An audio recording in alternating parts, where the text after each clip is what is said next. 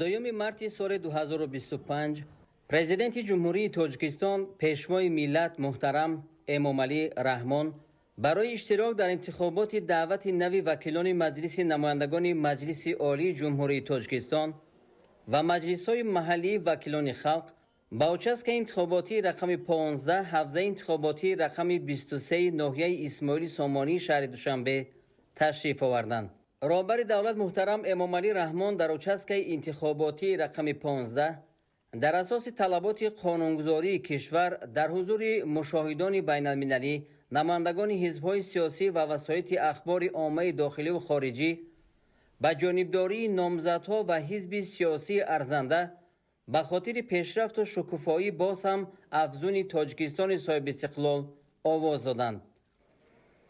در این اچسک انتخاباتی همچنین رئیس مجلس ملی مجلس عالی جمهوری تاجیکستان، رئیس شهر دوشنبه محترم رستم امامعلی آواز دادند.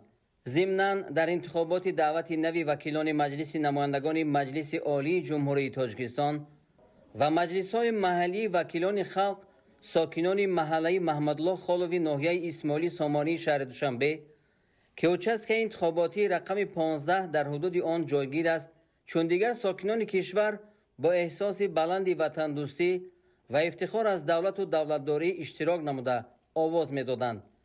طور مشاهده می‌گردد انتخابات در همه گوشه و کنار کشور عزیزمان در فضای آرام و آسوده و ثبات سیاسی و اجتماعی جریان گرفته، مردم آزادانه به جانبداری نامزدها و حزب‌های خواسته خود آواز می‌دهند.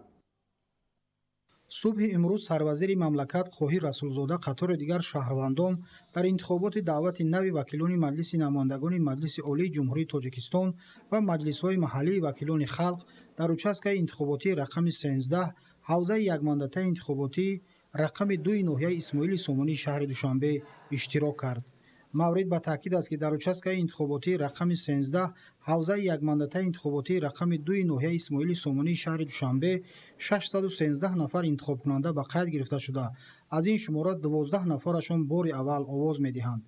سروزیر مملکت در اچسک انتخاباتی رقم 13 با جانبداری نامزد و حزب سیاسی ارزنده برای آینده باز هم درخشان تاجیکستان آواز دادند. در اچسک انتخاباتی رقم 13 برای انتخاب کنندگان شرایط مساعد فراهم آورده شده.